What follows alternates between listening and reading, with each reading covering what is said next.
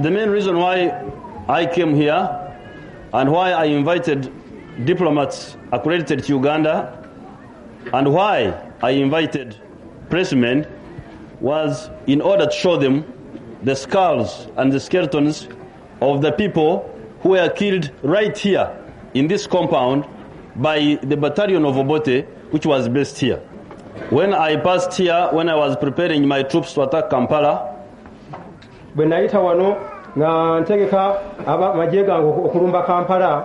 I had not seen these skeletons before that.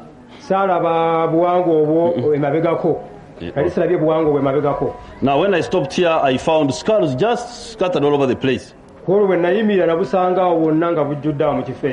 I asked the people, I said, who was killing these people? They said it was Obote's people. Of course I knew that Obote's people were killing people. But at least I thought they would bury those whom they kill.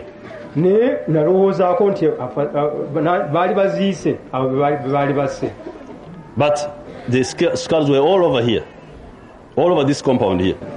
I told the people here to collect the skeletons and put them in one place so that when we have time we can bring outside people so that they can see for themselves what has been going on in this country of ours. They have collected skulls here in Kiboga. They have collected skulls in Ramata, which is I think 12 miles from here on the way to Kampala. They have collected skulls in Bukomero. These are just for this area. And if you care, you can go and see the skulls at Katende, which is 17 miles on Kampala Massacre Road. You can go and see the skulls in Kaya's farm. That one is just a slaughterhouse. In Kaya's farm after Luwero.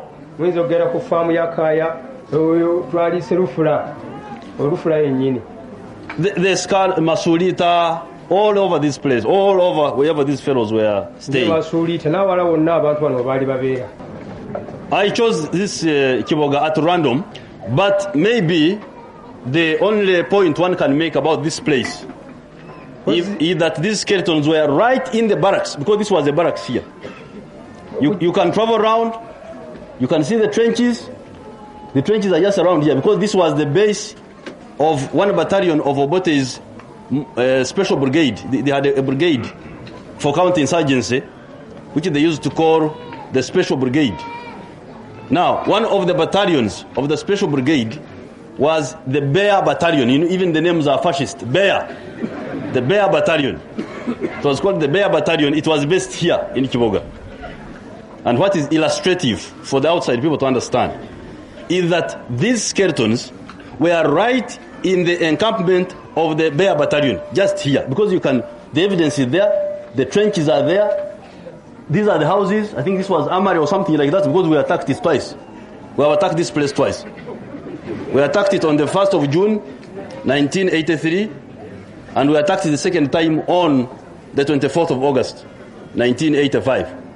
So I know it very well. I know all the hills, and I know. No, after the third time, the first time I am the one who attacked it, the police station. So we know the place very well. Now, what is interesting is that the skulls and the skeletons are right inside the barracks here, where we are standing. Yes. Either in the barracks proper or just on the edge of the barracks. Now, this is very crucial because there could be arguments. Of course, even those are lame arguments, but there could be arguments, people saying that maybe those who were in charge did not know what was happening. Now, the phenomenon here settles that argument, because the skulls, the skeletons were right here in the barracks. So any high officer who wanted to see the skulls, the CEO, the brigade commander, the intelligence officers, had every opportunity to see those skulls. Certainly, if they didn't see the scars, the stench was there to remind them that there were hundreds of dead bodies here.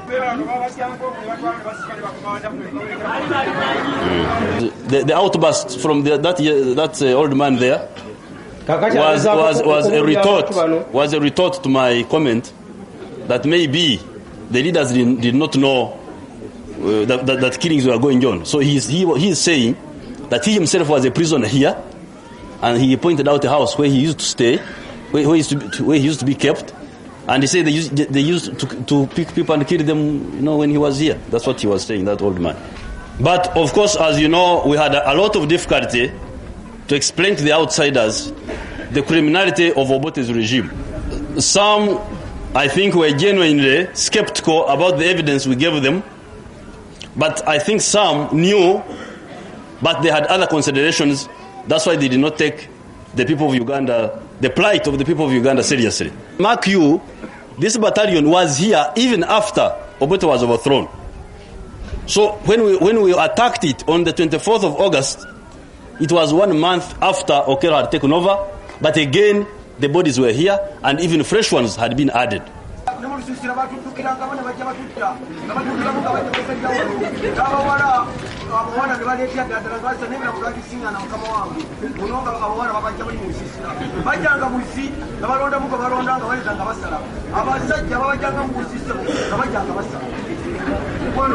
He's just repeating the same story that they used to come and pick from the refugee centers. That is also very important. He's saying that they were picking people from the refugee centers, which were being looked after by the Red Cross. The refugee encampments. There is one down there. So they used to come and pick, according to that old man there, that they used to come and pick girls, men from the encampments of the refugees, which were being looked after by the International Committee of the Red Cross and other aid agencies. For the people of Kiboga, I wish to thank you very much for the big support you gave to our struggle.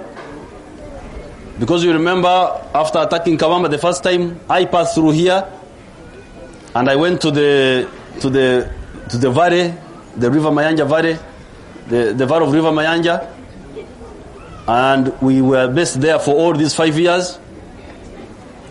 You here in Kiboga, you were working with your battalion, Nkuruma battalion, which was based in the bush, in the savannah of the River Mayanja Valley.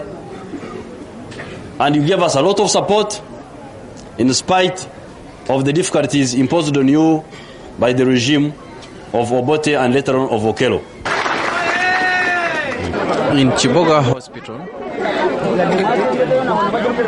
used to be the brigade headquarters of the Bear Battalion of the Obote government, and atrocities they committed to the people are seen by the remains of these skulls,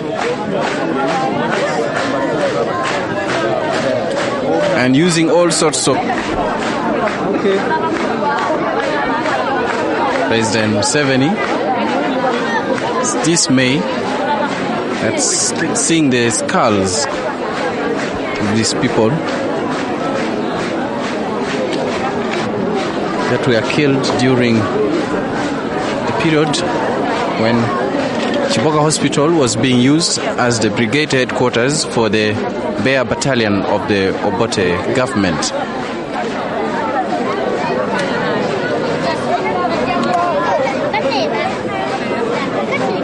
Some of these were killed using guns, others were burned to death, others were tied and died of starvation, and the age ranged from 7 years to above 80 years. The villagers who helped to compile this skeleton claim there are over 10,000 other skeletons in other areas. And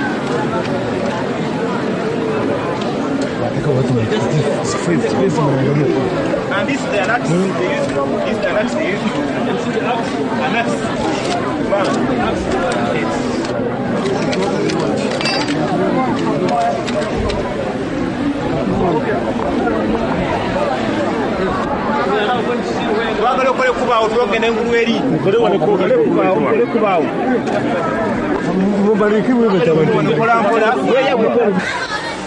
The president, Mr. Yoweri Museveni, conducts the international pressmen and heads of diplomats and agencies accredited here to areas of atrocities.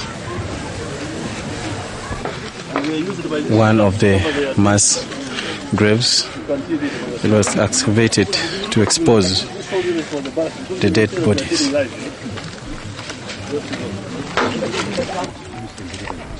Others were just thrown off from wherever they were killed, allowed to rot to their points of death.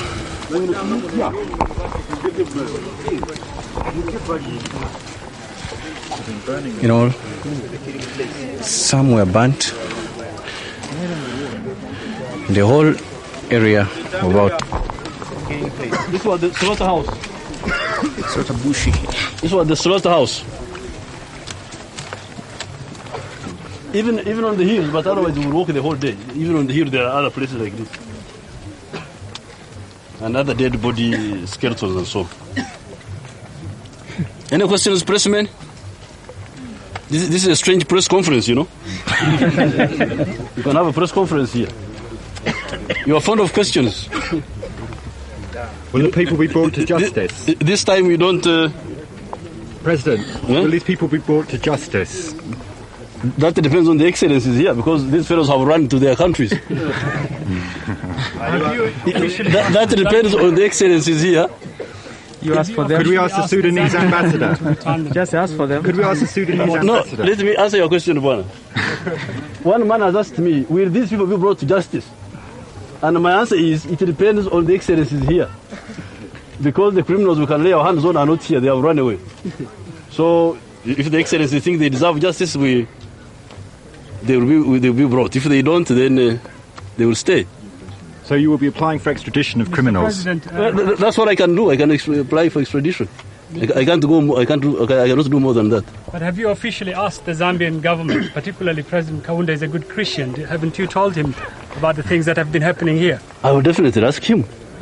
Have you officially done so? We haven't yet, but we shall do so. Will you apply for the extradition of former President Obote? Of course, he should be the first to arrive here. Yeah. Who else are you going to bring if you don't bring Obote? What about those who have fled to Sudan? The same, all of them. Those who are, for instance, it is easy to work out. You see, the whole thing is easy to work out. You get hold of the commanding officers who are here, because they are known, you know. You get hold of those, and they are second in commands, because they are known. It's not so difficult to know who was here when this thing was happening. And you can also know who was in any other barracks. We know their names, so it's not a big problem. So we get hold of those, and they will tell us the story. So it's not difficult at all to work out who did what. Yes, it's not difficult to work out. So one cannot say that this is a kangaroo court. How do you get the evidence? The man was commanding a battalion here. Who was he? What name? Will you ask for international assistance on the Human Rights Commission in order to facilitate the extradition proceedings later on? Yes. We shall do so. But I invite you to visit all these places, because this is just one place. What are you eventually going to do with these skulls? The idea is now being circulated by the people that we could have a museum. Museums for them, because it's not one. In every place where there were killings, there should be a museum. Like this place here. This idea is being, circulated by the people. But we have not taken a final decision on it.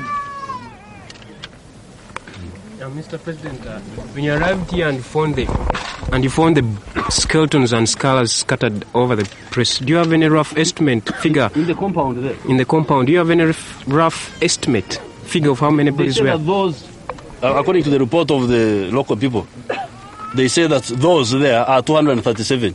The skulls, 237. Those ones there. But that's what they were able to collect. It's not for just this place here. Some are dumped in the lagoon down there. And some are thrown in pit latrines, some are what, so it's not.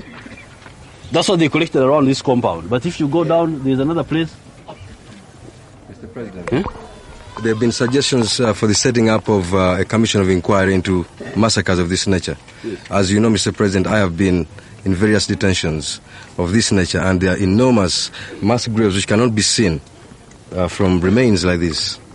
Now, I understand that you have taken some of UNLA criminals and they are being released very fast from the camps. Don't you think this will jeopardize the cause of justice?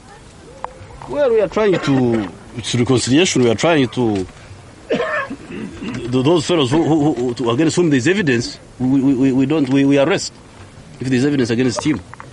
But if there isn't, but normal evidence is easier to get because these local people here know who was doing what. But the problem is that you are releasing these people who have been detained in these camps so fast that before you even get the evidence from the people, there are those who have been in Mpigi, officers that we know were killing people. We see them on the streets of Kampala already with the clearance from UNLA, from NRA. Bring evidence. You see, for us, we can't arrest somebody unless we have good evidence. Well, this is why we are suggesting a commission of inquiry or something like that, where citizens can take evidence against these criminals. Okay, that's a good idea. You mean expediting that process? It's a good idea. But at the same time, we can't hold somebody unless we have got evidence against him. You know, it's a dilemma. Otherwise, you would end up like, like you were. You know, people would hold you for no reason. Yeah? It's tricky. It's tricky. Mr. Chair, Yes? Mr. President, sir, besides the soldiers in the army, we had people like chairman, local chairman of the Obote's UPC. Now we hear some of these were actively involved in atrocities of this nature. Now in certain areas we hear they have been allowed to get away scot-free. What do you think about that? This is only if we don't have evidence. If we don't have evidence. If the man who was here, we would have arrested him. For instance, this one who was here, the CEO. We may not know the rest, but we would have got hold of the commanding officer and the intelligence officer. Then we would have started there. But these fellows have run away. But Mr. President, there is a question of those taking back the soldiers from the defunct army of Milton Obote and the Tito Okello. Don't you think it wouldn't be good to take them back in this NRA army? The problem is not the soldier. The problem is the leadership. Soldiers can be good or bad depending on the leadership. Because they are already spoiled by behaviors. No. Do you think they can spoil our good soldiers of NRA? They may have some traits, but they can be... The problem is the leadership. Even our boys here were misbehaving. They would come and sometimes steal some people's muhogo, cassava. Then we get a report from the population. Then we chase those who are stealing the muhogo. Sometimes we miss them, sometimes we get hold of them.